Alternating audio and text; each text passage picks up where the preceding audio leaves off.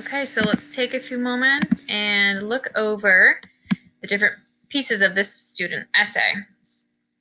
So the first thing I have to look for is my argument, and it's exactly where it should be. It's the last sentence of the introductory paragraph, exactly where a thesis statement should be. So she started here with a really interesting attention getter. You know, we can all picture being in a classroom. We can definitely relate to that. And she ends the paragraph with this statement: continuing to silent read for at least the first 10 minutes of every class period is a good idea. So she's going to argue that this is true.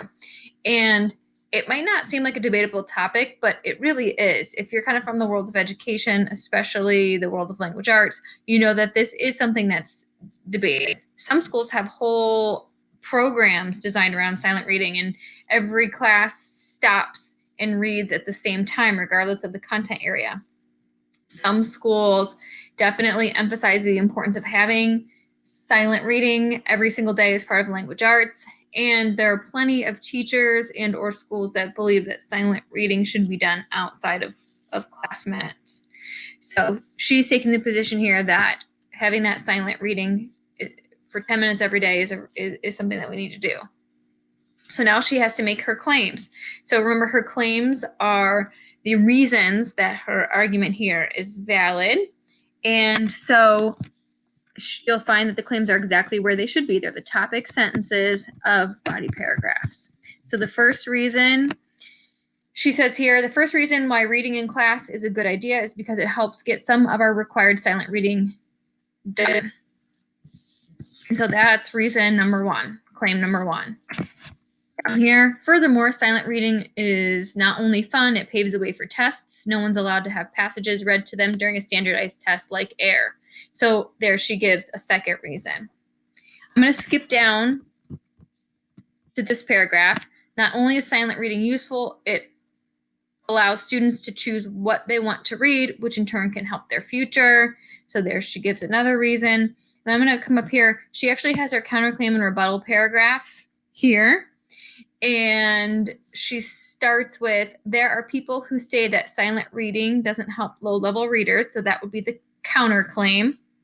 And then her rebuttal is, but in reality, it actually helps a lot. And then she goes on to prove how it helps. So, you know, notice a rebuttal really is like another claim, right? It could have started this paragraph with silent reading helps struggling readers. But instead of just jumping into that claim, I show how this claim is actually a rebuttal to a counterclaim, because there are people out there that argue that, you know, students who struggle with reading can't be benefited by silent sustained reading. And she's saying, but actually there's research out there that shows that that's not the case. So that's how you should have it color coded. And then this chart up here is somewhat subjective. There are a few different pieces of evidence that I think we could say are effective. I chose this one. Based on the National Center for Educational Statistics of 2008, reading is one of the few factors that can be the big change in test scores. And I pulled that one because, first of all, it's based on an outside source. And it's based on an outside source that would have some expertise, obviously, in the area of gaining statistics on reading. And so I think this is effective because it's not just the reader's opinion or logic. It does a nice job of pulling in a reputable source and showing that their findings support the claim. So now it's not just the author claiming it and using logic. The author has actually backed it up with research. Some other pieces of evidence that you might have placed in that chart might be the section where James McNair is referenced, right? She's paraphrased or summarized some of his findings. And so, you know, here she has an expert backing up her claim. So that's another good example. I think you could have pulled this research evaluation that shows that reading skills are improved with the 10 minutes of SSR each day. So that's another great one.